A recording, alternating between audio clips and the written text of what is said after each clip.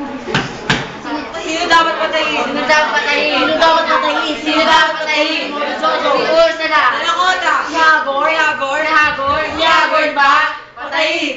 Litsuning. Patayin, Litsuning, patayin. Baklaan. Itim. Pagdagan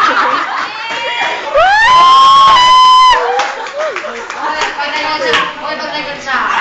Pagdagan. Magaling na Swiss para. Tingin mo. Bow, bow, bow, bow.